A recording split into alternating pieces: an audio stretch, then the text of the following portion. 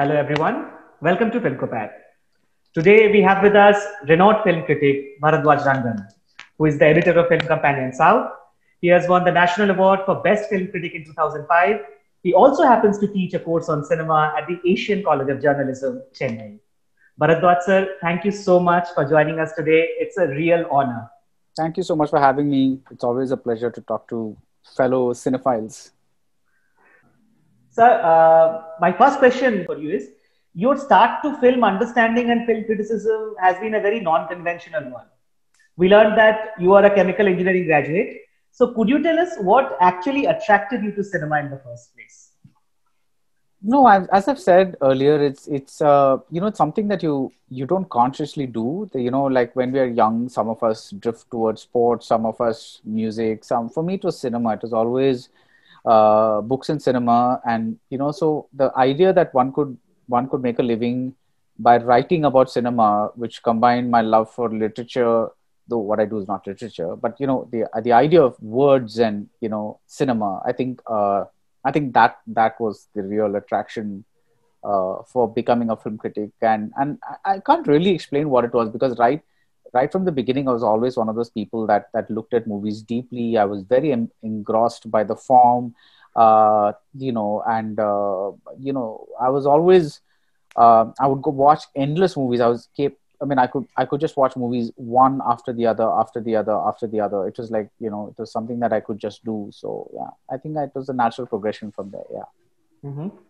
And what was that first movie? Maybe a moment that which you felt that this is what I want to do, because this is something which really inspires me. Any particular moment you recall, or was it like always in an organic manner which happened over Organic. I don't recall any one particular lightning moment that made me do this. Yeah, but I think it's just the regular stuff. Yeah, I mean, in the sense that because I grew up at a time when there was Bachchan and Kamal and Rajini on one side, and then there was Shyam Benegal and Govind Nihalani on the other side, and so there was this fantastic mix of both, and so I think automatically just graduated to liking all kinds of stuff. Yeah. Right, and we are really thankful for that. Thank you. In one of your earlier videos, I heard you saying that, in the second or the third viewing, maybe you watch it with the sound muted. You watch how it's going on, just, the visuals. Made a lot of sense to me. I mean, I tried that and I thought, yeah, there are movies where you take out the dialogues, it loses that juice. And there are which, kind of intrigues you more, maybe. So your thoughts, and what is your thought process in doing that and assessing films that way? No, it's that if you want to know if somebody's a director or just a screenwriter, then you just have to mute the movie, because if you are able to see, because dialogue has a way of making you concentrate on the story, and my point is that if you mute the dialogue, then you follow the story purely as visual. It's like a silent movie, and the most innovative storytelling visually came in the silent era, because because they had to show what was being communicated between two people through action. So they had to find inventive ways to do it, rather than just saying, "How are you?" Instead of doing that, they had to find interesting ways of doing that. Once sound came into the cinema, because everything could be said, the emphasis on visuals decreased to a large extent, because now you could say, "How are you?" You didn't have to find a way around it. So I think that's really what the philosophy is like. If you can turn the sound off and watch like half an hour of a movie, you can really pay a lot of attention to the way the camera glides, or the way the cutting is. At what point is the cut happening? Is it like when the person is speaking, after the person is speaking, because you can see the lips move. What is the thing? Because when you're watching it for the first or second time, you're pretty much taking in the story or the touches or kind of a stuff. But if you want to see the other stuff, I really think that it's my interest. I'm not saying that everyone should, but this is my way of determining whether somebody is a pure director or not. So, and have you put that to Tamil cinema as well? You do that with Tamil cinema as well? Yeah, I do that with all. I mean, I don't do that with every single movie that I see. It's just that if there's a promising film that I think, then, and once it's on OTT, I just kind of play it without sound and see what it's like. Yeah. When you talk about Tamil cinema and Malayalam cinema, uh, specifically when I say about Tamil cinema, melodrama seems to be more of the governing aspect of Tamil cinema. Definitely, yeah. And when we talk about Malayalam cinema, that is more about understated naturalism, we could say, if I have to put it that way. Broadly speaking, yes, yeah.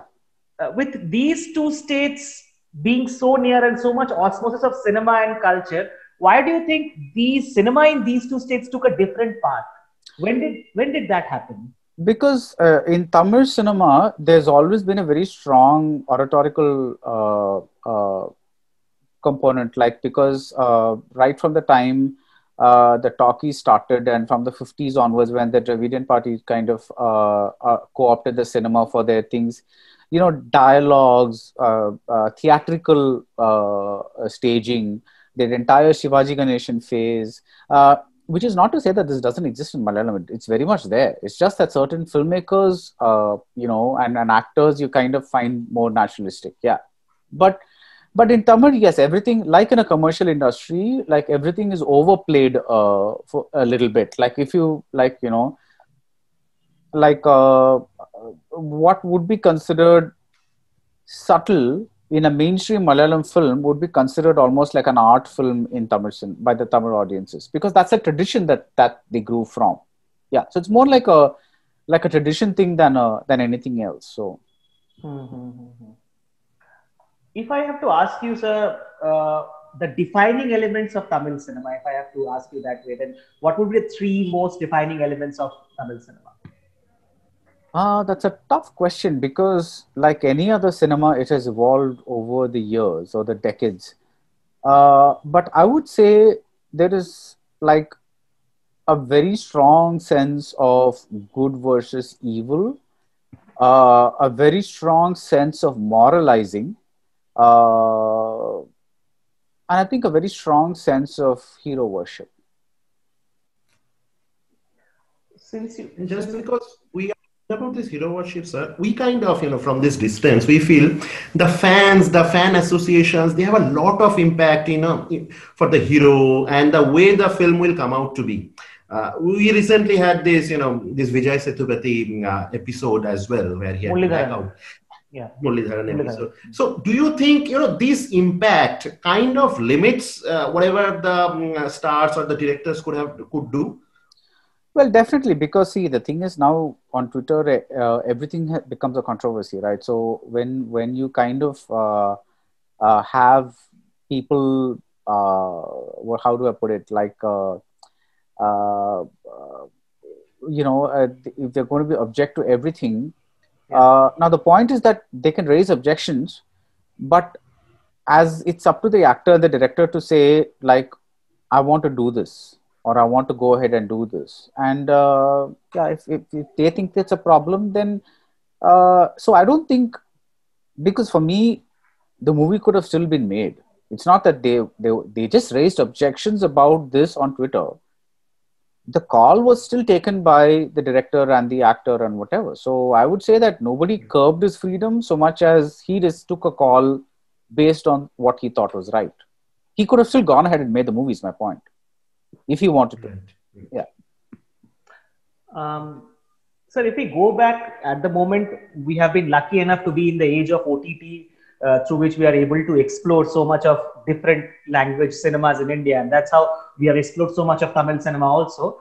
But suppose if you have to go back to the yesteryears and maybe you have to pick three must-watch directors from Tamil cinema, who would they be and why? Yesteryear is a little difficult to define, because you can go back to Ellis Dungan and people like that. But I'm going to go with the 50s. The first stylist of Tamil cinema, Sridhar, C.V. Sridhar is his name.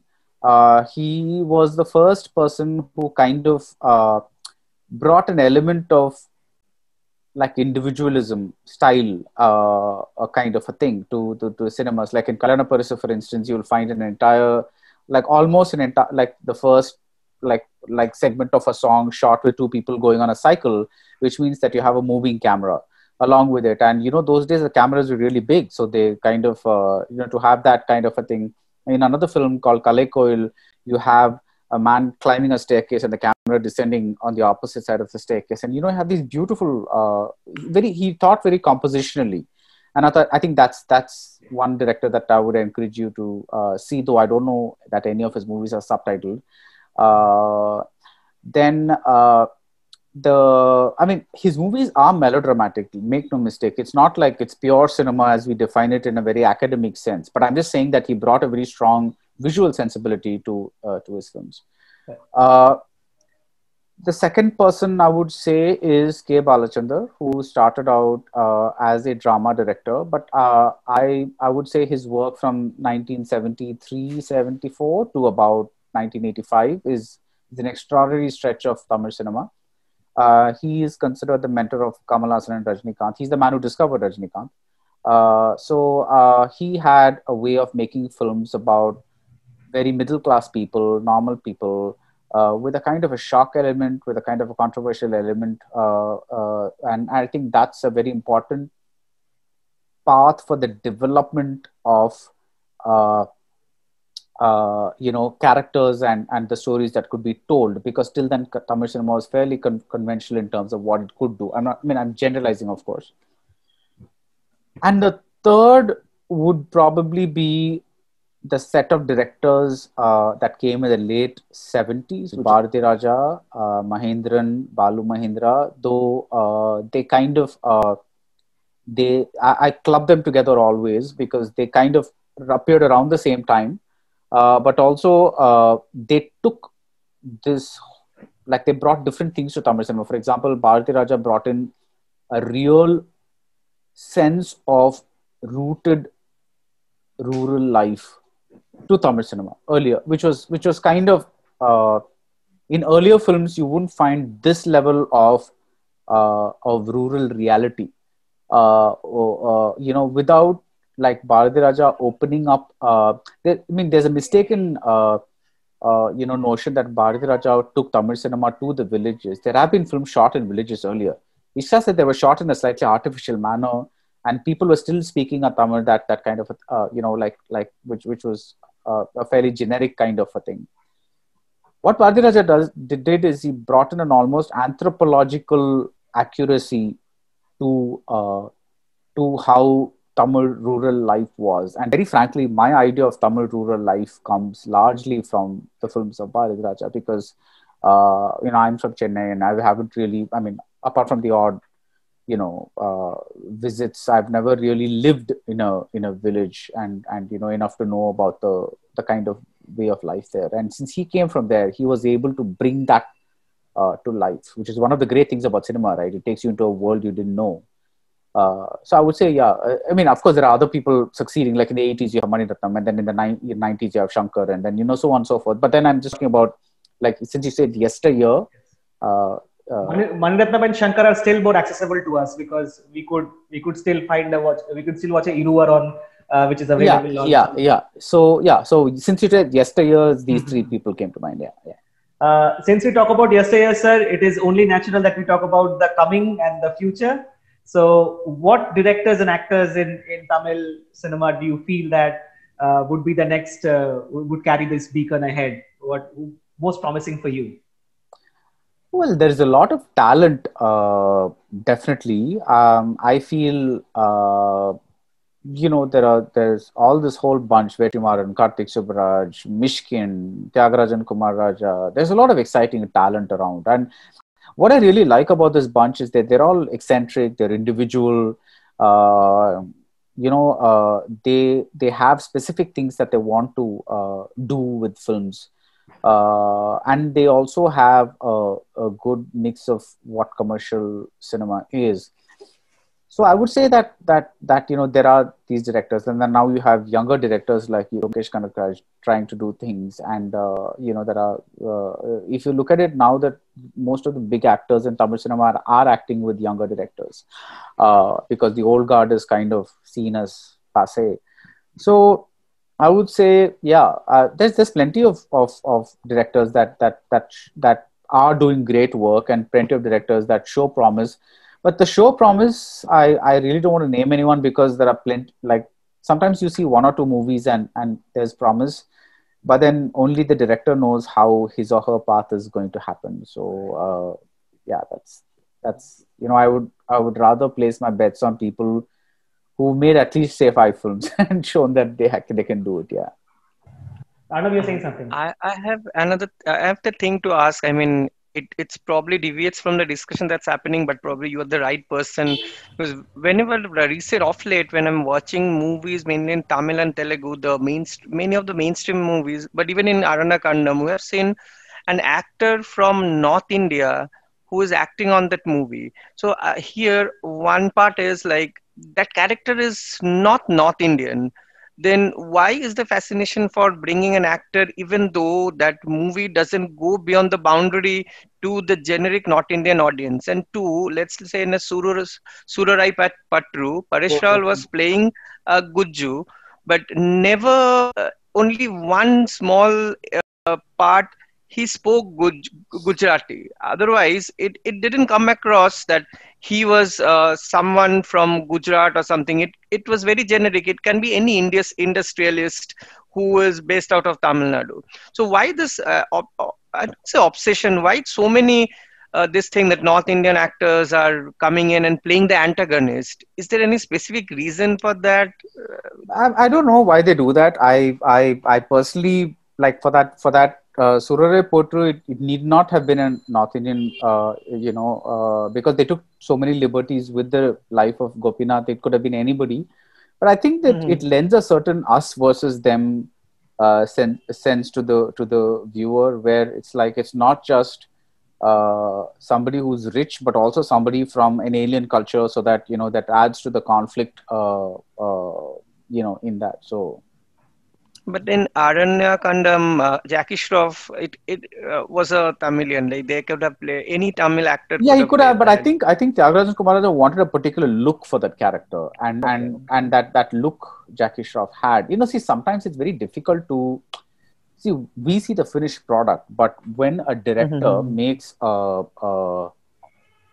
like a choice about an actor or an actress, it's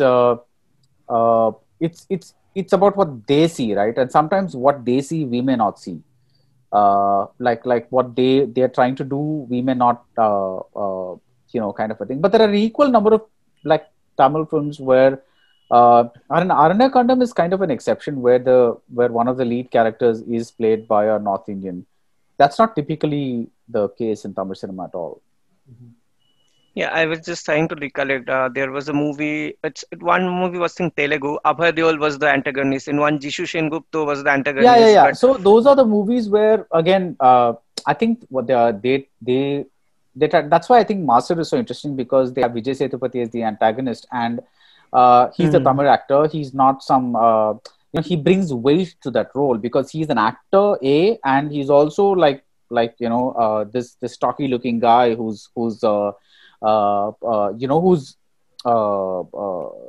looks like somebody that's going to be tough to kill. Otherwise, all these guys, they just wear this coat and suit and they just pretend to be like a thing, and they look ridiculous. I'm not a fan of that tradition at all. And someone like me who knows the voice of Jishu Sengupta or Abhay Deol, it looks very awkward. Yeah, that looks awkward, and they see, the thing is, they think that they embody a kind of like sophistication, but I don't think it actually works at all. So I don't know what happens. Yeah.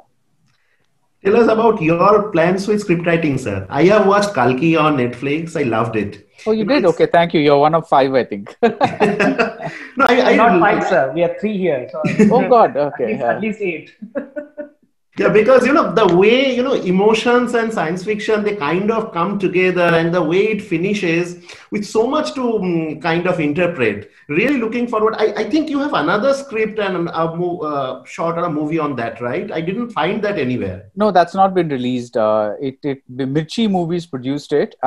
They closed down their company and moved away from Chennai. So they kind of, before anything could happen with this film. So that's what happened there. So.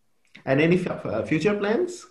I'm kind of considering an offer or two, but script writing is a very, very, very, very consuming job. And when you have a day job, it becomes like a matter of prioritizing your time. And but it's something that I really like to do, because it's really fascinating to enter a different world. And when Dilip brought Kalki, I love ideating with the director. Like that's so there's just so much energy in that process when you're going back and forth with the director about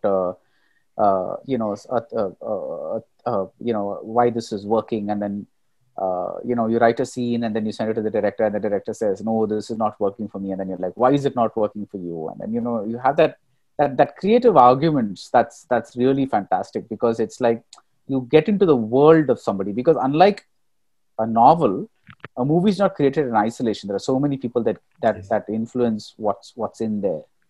And I think that's really interesting, because there's a lot of creative energy is the word. I love that process. Continue. Yeah. Another thing I really look forward is I keep on searching for your writings on some Bengali cinema. Maybe not the present day ones, but the old day ones. Is there somewhere you have written about more Bengali cinemas? No, I don't think I've written too much about Bengali cinema, other than maybe the odd films that I like. I wrote about Jeshwaputra when I saw it at IFFI last year, I think, Okay. Which I really, really liked. Then I've written about a few films here or there, but not really enough. And yeah, that's one of the things, because you cover Hindi and the southern industries. That itself is really difficult to keep track of. So by the time you try to expand, it just becomes too much. But I watch a lot of Bengali cinema. I actually have an active subscription to Hoichai, and so when I saw, after a long time, I was able to see good prints of Rituparna's movies with subtitles. So it was, it was, yeah. I have watched a lot of Bengali cinema. It's just that, all the classic ones I've watched, like, of course, all the Race and Ghatak ones. But what I have not watched in Bengali cinema is a lot of the legendary, say, Uttam Kumar films, simply because a lot of them are not available with subtitles, and that's been a big loss, because I really, if there's an actor, because I've seen Nayak, and when you see what he is in that movie, and how he does, you want to see him in other, because I've seen him in a couple of Hindi films like Anand Ashram and a couple of other things, but he seems uncomfortable. I don't know how to put it. It's like yes, it is. Sorry. It is. He was yeah, I don't know what it's like. He speaks the language and everything, but something's off. There's a little, you kind of think, but you look at him in Nayak and movies like that, you kind of really, you get that sense of somebody in control. Even the way he crosses one leg over another, there's such a suaveness about him. There's such a there's something else. So yeah, I would really. That's one thing that just like people say that it's difficult to access older Tamil, Telugu, Malayalam films, it's very difficult to access older Bengali films. It's like you hear so much about this director or that director and all that kind of stuff, and then there's nothing else. Ray himself, there are some gaps because I haven't watched every single film. But yeah, one hopes that all these films will somehow come, because see, the thing is, I'm always interested in history, because I don't think that anything happens outside of a continuum. It's always a continuous line. Somebody does something, and then somebody develops on that, and then somebody develops on that, and so everybody's standing on the shoulders of the people that came before them. So if you are going to see modern day Bengali cinema, I would definitely like to see the older ones, because either they're doing the same thing, or even if they're breaking away, it'll give me a context to say, okay, this is what they broke away from.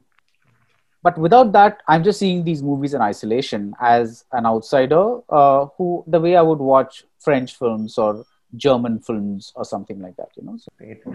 Thank you, sir. And I think that brings us to the end of this conversation. It's been almost 2 hours, and you have been patient enough to listen to us. No, not at all. It's always nice when see, I always appreciate. See, let me allow you. Let me tell you what I like about this. It's like, see, you guys are doing this out of your passion. You like cinema. You're doing this. the least I can do is just, give you a couple of hours of time. So it's not even a big deal, because it's like, I think we should all, now with the methods of spreading information at our disposal, at our disposal, I think it's each one of us should do a little bit towards, like spreading our love for cinema, and sharing, what we gives us so much joy and excitement and intellectual engagement with a few more people. So, right. Thanks so much, and Thank you, sir. you guys. Thanks, Yeah. thanks. Bye. Bye.